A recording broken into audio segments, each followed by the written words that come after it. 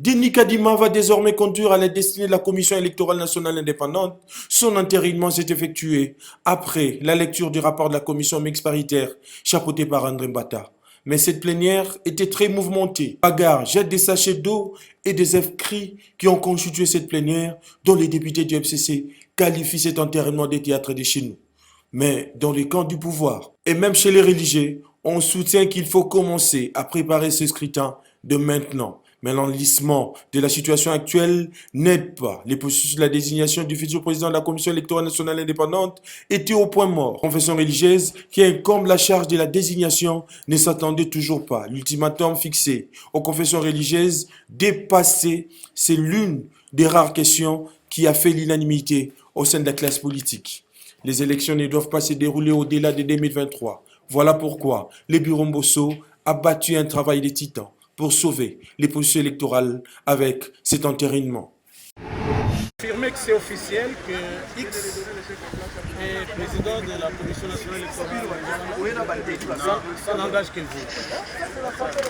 Les députés nationaux membres des groupes parlementaires du FCC ont fait une forte déclaration politique hier. Vous aviez reçu le texte, vous l'avez analysé, vous l'avez publié, et notre position était claire.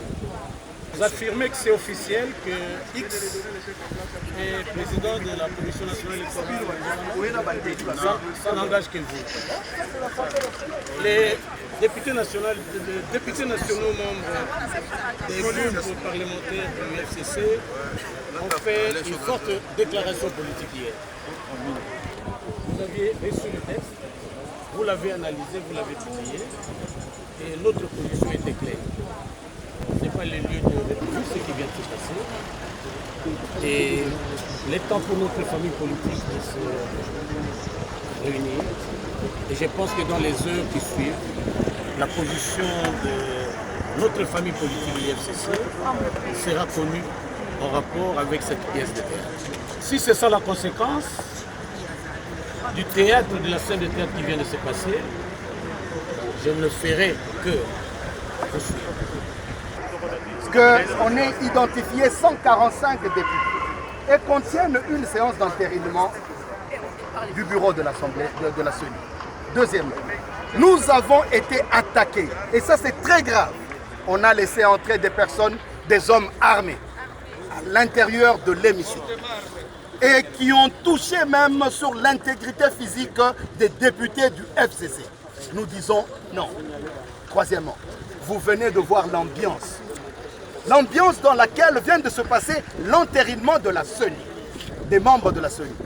Est-ce cette ambiance que nous voulons pour les prochaines élections de 2023, où nos amis qui sont restés à l'intérieur sont en train de chanter, de jubiler, parce qu'ils ont pris des amis et des gens pour qui nous savons que la conclusion, la corruption et d'autres actes immoraux plutôt, ont été posés pour qu'ils soient investis. De la nation à la magistrature suprême, et nous nous engageons à lui offrir une majorité parlementaire confortable lors des élections générales de 2023. Présidentielle de 2023, Félix Tshisekedi reçoit un soutien détail. Le président congolais peut désormais compter sur l'appui indéfectible de députés nationaux, principalement le groupe des révolutionnaires qui ont réussi à faire basculer la majorité parlementaire en faveur de l'union sacrée de la nation. Ces élus nationaux promettent de défendre, même au prix des sacrifices suprêmes, le combat de Félix Tshisekedi. À travers une déclaration lue ce samedi à l'hémicycle du Palais du Peuple, par le député Justin Dédé-Kodoro, leur porte-parole, ils ont également apporté leur soutien à l'état des sièges, décrété dans les provinces du Nord Kivu et de l'Ituri. De la nation à la magistrature suprême, et nous nous engageons à lui offrir une majorité parlementaire confortable lors des élections générales de 2023. 4. Réitérons notre soutien au maintien de l'état de siège et demandons au gouvernement de la République de mettre en exécution avec efficience toutes les recommandations adoptées par l'Assemblée nationale en sa plénière du 7 octobre 2021 relatives à l'examen et l'adoption du rapport de la Commission Défense et Sécurité. 5. Appelons le peuple congolais à demeurer vigilant et à faire échec aux ennemis de la paix qui, par des ragots, infusent de fausses nouvelles pour déstabiliser notre cher et beau pays, la République démocratique du Congo, ainsi que ses institutions. Abordant la question sur l'enterrement du bureau de la CENI, ces révolutionnaires, membres de l'Union sacrée, ont appelé le bureau de l'Assemblée nationale à mettre toutes les batteries en marche pour que les élections se tiennent dans le délai. Problématique de la taxe sur le registre des appareils mobiles RAM, le gouvernement se prépare à apporter des réponses lors du prochain Conseil des ministres. C'est ce qu'a indiqué le Premier ministre Jean-Michel Sama-Lukonde lors de la réunion du Conseil des ministres, comme l'a dit le porte-parole du gouvernement à travers son compte-rendu d'une commission parlementaire d'enquête en vue de statuer sur la traçabilité des fonds déjà récoltés. Pour ce qui concerne la question orale avec débat adressée au ministre de Postes, Télécommunications et Nouvelles Technologies qui a été débattu le mercredi dernier à l'Assemblée nationale. Le Premier ministre a informé le Conseil qu'il a reçu le rapport écrit du ministre ainsi que les recommandations pertinentes formulées par les députés nationaux sur cette question. Il a rassuré les conseils que le gouvernement a bien capté les messages de la population à travers ses élus et qui s'attelle à donner des réponses appropriées. Le dossier est en préparation et il sera soumis aux délibérations du prochain Conseil de ministres. Rappelons que la taxe RAM est fustigée par la majorité de la population. Les députés de la majorité exigent sa suppression pure et simple. D'abord, concernant l'origine et la légalité du RAM, si pour les uns, la taxe RAM est une fatalité, d'autres compatriotes congolais, à l'instar de ce jeune entrepreneur Patrick Iwondo, pensent que payer sa taxe contribue au développement de son pays. Néanmoins, pour le cas de la RDC, où on enregistre un faible taux de revenus par citoyen, la procédure doit être revue et réaménagée. Était juste mal expliqué à la population, mais je ne vois pas d'inconvénients par rapport à cela et à ce que les gens appellent abusivement détournement ou acquis à tort ces taxes qui peuvent aider le pays à émerger. Bon, personnellement, je ne suis pas pour qu'on puisse supprimer ces taxes, mais on peut recadrer comme je viens de le dire. Autrement, ces taxes, car le pays ne peut que se développer en payant les taxes. Et qu'on puisse aussi sensibiliser les gens ou la population afin qu'ils sachent en profondeur c'est quoi et pourquoi on nous fait payer. Parce que moi-même, je peux dire, s'il faut dire victime, je fais partir de ces victimes, donc je paye. Donc, moi je pense après cette plénière, à l'avenir peut-être, ils pourront recadrer comment faire pour afin que chacun de nous ne sente pas cette récupération des taxes électroniques. S'agissant du 10e prorogation de l'état de siège à l'est de la République démocratique du Congo, Patrick Iwondo Mounia ne trouve aucun inconvénient à cette pratique si celle-ci s'avère la meilleure solution pour l'éradication totale de la guerre. Il y a urgence et que cela va pour la protection des habitants congolais de l'autre coin de la République et le chef de l'État étant garant de la nation et cela fait partie de ses attributions de protéger et veiller à ce que tout le monde soit en paix dans l'endroit où il se trouve. Et je ne vois pas le mal qu'on puisse prolonger à plusieurs fois cette mesure. En sa qualité de leader de la jeunesse de la commune de Kinshasa, Patrick Mounia Iwondo promet des actions de grande envergure en faveur de la jeunesse de sa commune dès son retour du sommet Turquie-Afrique. C'est sous les thèmes les grandes tendances jurisprudentielles que la Cour constitutionnelle de la République démocratique du Congo a fait ce samedi sa rentrée judiciaire 2021-2022 en présence du Premier ministre Jean-Michel Sama-Lukonde. Ainsi, dans son discours, le président de la Cour constitutionnelle, Dieudonné Kalouba, a justifié les thèmes retenus par la nécessité de mettre en évidence les les grandes orientations prises par cette instance dans chaque matière relevant de sa compétence, permettant ainsi à l'opinion publique de comprendre l'instruction globale de son activité déterminée par sa saisine. Et s'agissant des déclarations des patrimoines familial, a-t-il poursuivi, la Cour constitutionnelle a examiné de 2016 à ces jours des 165 dossiers sur 365 inscrits au rôle. À ce stade, il y a lieu de relever en souffrance 102 dossiers, parmi lesquels 40 concernant le ministre arrivé fin mandat et 57 de l'actuelle équipe gouvernementale. Eva Massoudi, vous porterez la voix de la RDC lors de la COP26 de Glasgow dans 2 semaines. Qu'est-ce que vous attendez de ce rendez-vous? Oui, face au réchauffement climatique, la RDC apporte ses ressources, ses potentiels naturels comme une réponse aux enjeux du climat. Notre potentiel forestier, ça a été présenté ici, à la capacité de séquestration planétaire de toutes les pollutions planétaires. Et en plus de forêts, nous avons les tourbières, nous avons des mangroves. Et à côté de cela, nous avons un grand réseau hydraulique, le fleuve Congo, deuxième par son débit, deuxième au monde par sa longueur. Nous avons la capacité de produire donc l'énergie hydroélectrique pour préserver les forêts et donner l'alternative au bois de chauffe et aussi les minéraux stratégiques par rapport à la transition écologique. Voilà, c'est la réponse que la RDC va aller à Glasgow en état un pays solution au problème du climat. Ça, c'est pour la réponse que vous voulez apporter, mais vous attendez aussi quelque chose des pays industrialisés. Évidemment, parce que nous devons protéger ces forêts pour les besoins des services de l'humanité. Ça nécessite une compensation parce que ces forêts, on doit s'entendre dire que ce sont nos ressources naturelles.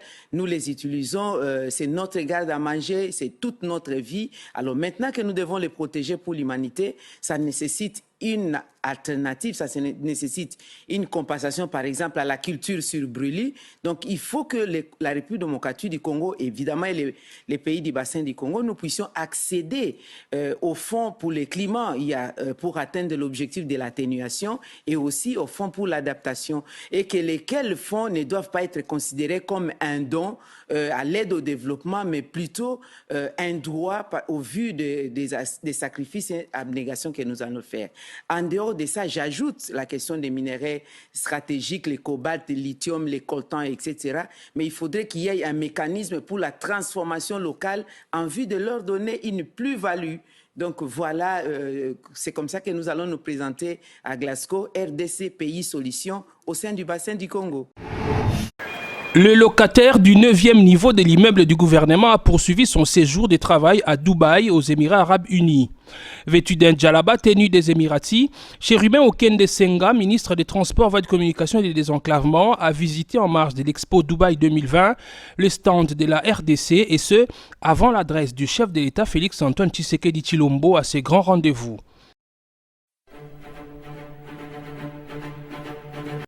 Connecter les esprits, construire le futur, tel a été le thème de l'Expo Dubaï 2020, un événement reporté à ce mois d'octobre 2021 à cause du coronavirus. Le numéro 1 des transports congolais a pris part active à ce grand rendez-vous en présence du prince héritier de Dubaï, Ardan Ben Al Maktoum, qui a vu le président Félix Tshisekedi, en vrai défenseur de la RDC, interagir sur les opportunités d'affaires dans plusieurs secteurs, notamment le transport, avec Reem Al-Hashimi, ministre d'État émirati en charge de la coopération internationale et directeur général de l'Expo Dubaï 2020.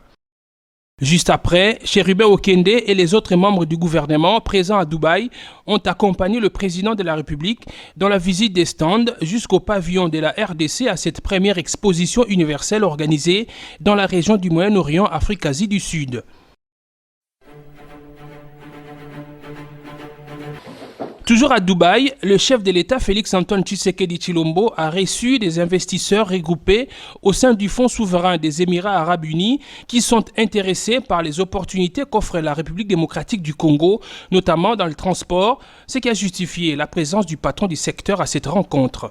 Aujourd'hui, avec la ligne de conduite tracée par son Excellence Monsieur le Président de la République, chef de l'État, concernant les partenariats publics-privés, nous avons donc intérêt à faire voir toutes les opportunités qu'offre notre pays afin que ces partenaires viennent chez nous investir. Profitant de son séjour à Dubaï, le ministre Chérubin Okende a rencontré le groupe Mercedes-Benz, conduit par son manager pour l'Afrique, Pratek Palta, qui était accompagné de Nalen Hassine, responsable du groupe Mercedes pour l'Afrique centrale. Les discussions ont tourné autour de la possibilité d'investissement de cette firme en RDC. Bien avant de quitter les Émirats arabes unis, le ministre des Transports a procédé à la signature d'un protocole d'accord avec la firme Jeanpour Group, présente dans 11 pays du monde. Nous sommes prêts à travailler avec le ministère des Transports en vous supportant dans l'acquisition des avions, des équipements, des navires. Nous allons aussi intéresser d'autres ministères du Congo qui ont aussi beaucoup d'opportunités, notamment le ministère de Mines, le ministère de l'Agriculture et j'en passe. Déjà, nous allons lancer dans le secteur des transports voies de communication et de désenclavement et j'espère bien que notre partenariat sera prospère. Des retours des Émirats, Chérubin Okende a transité par Addis Abeba en Éthiopie, qui a un grand contrat avec le pays de Félix Tshisekedi pour la création d'une nouvelle compagnie nationale d'aviation. Nous avons déjà, dans le joint venture que nous avons envisagé, le nom de la nouvelle compagnie que nous devons créer, sous l'impulsion du président de la République, ça sera Air Congo.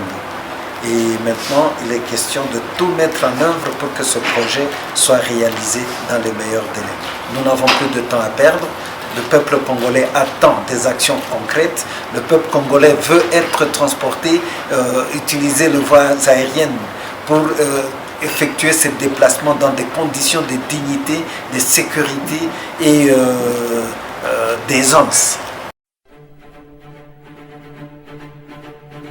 À Kinshasa, le secrétariat général de la Commission internationale du bassin du Congo, Bangui Sanga Sikos, a bénéficié des matériels de radiocommunication et équipements du Bureau national de l'Observatoire des barrières non physiques sur financement de l'Union européenne. Ces matériels ont été officiellement réceptionnés par le vice-ministre des Transports et Voies de Communication, Marc Ekila, au nom du ministre Chérubin Okende en mission.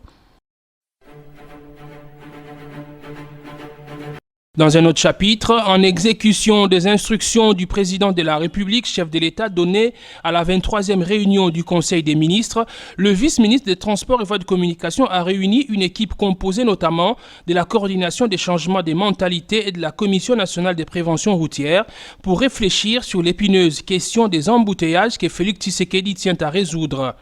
En effet, le président avait instruit les autorités concernées à pouvoir proportionnellement au soutien financier du corps des volontaires pour le dernier trimestre de l'année en cours afin que les objectifs de la campagne de civisme routier soient atteints.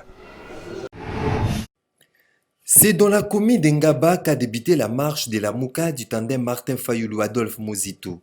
Partie du croisement des avenues Kianza et de l'université, cette marche a connu la présence de plusieurs policiers pour l'encadrement du manifestant venu en masse. Avec le commissaire divisionnaire adjoint Silvano Kassongo, venu personnellement poursuivre les déroulements. Cependant, cette marche a connu des troubles sur le boulevard Lumumba à la suite de la présence de militants de l'UDPS qui ont voulu barrer le passage au niveau de la 10e rue Lumété. La police a fait usage des gaz lacrymogènes pour disperser le militant du parti présidentiel qui avait déjà brûlé de pneus sur la chaussée. Une situation qui n'a pas empêché la poursuite de la marche jusqu'à la première rue Lumété, point de chute. Ainsi, dans son adresse, Martin Fayulu Madidi a promis de mobiliser les militants pour tenir un sit-in au Palais du Peuple si l'Assemblée nationale, par le biais de son président Christophe Mboso-Kodia, tenait au passage en force dans la désignation des animateurs de la CENI. Martin Fayulu a une fois de plus dénoncé les registres des appareils mobiles en République démocratique du Congo. Pour lui, RAM s'ajoute à la misère déjà vécue au quotidien par la population. Il a appelé à sa suppression.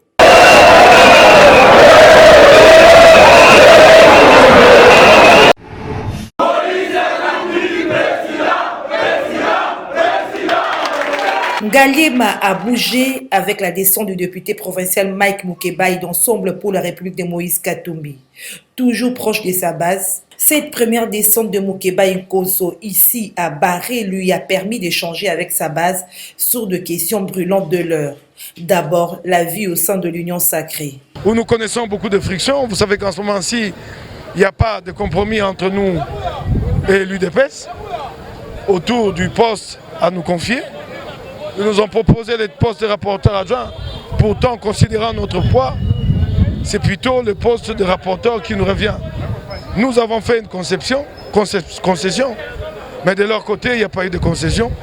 Donc nous ne sommes pas prêts à accepter. Nous n'accepterons pas. Nous avons déjà fait des concessions la fois passée. La question de la gestion de la capitale de la RDC ne pouvait échapper à cet élu de Lingwala. Je les ai entretenus aussi sur les questions de la ville de Kinshasa, que j'estime mal gouvernée, notamment la question du marché central, complètement bloqué, il n'y a pas d'avancée. Je ne crois même pas qu'il existe le moindre projet là-dessus. C'est autour de toutes ces questions. Donc, en fait, nous sommes en train de nous mettre en ordre de bataille.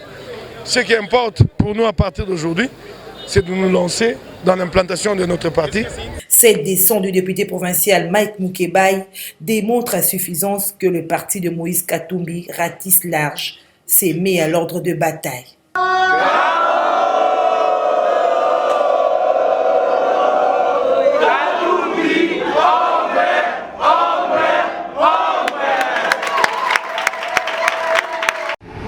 Célébration le 16 octobre de chaque année de la Journée internationale de l'alimentation. Pour cette année 2021, le thème choisi est « Agir pour la sécurité alimentaire ».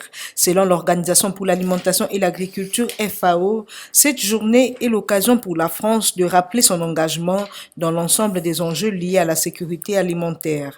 Elle met l'accent sur la situation de la faim dans le monde qui est préoccupante et qui progresse depuis 2014 et la crise pandémique, notamment en raison de ses répercussions socio-économiques, n'a fait qu'exacerber cette tendance.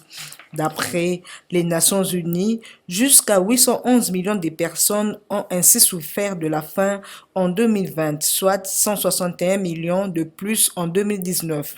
Les crises alimentaires se multiplient avec 155 millions de personnes en situation d'insécurité alimentaire aiguë, comme l'a montré le sommet des Nations Unies sur les systèmes alimentaires tenu du 23 au 24 septembre 2021 à New York, auquel a participé Jean-Yves Le Drian, ministre de l'Europe des Affaires étrangères, l'alimentation et au cœur du développement durable. À ce titre, la France défend les solutions intégrées et durables, d'où l'apport de son soutien à 2 coalitions internationales, la coalition pour l'agroécologie, en lien notamment avec l'engagement de la France pour la Grande Muraille Verte au Sahel et la coalition pour les réponses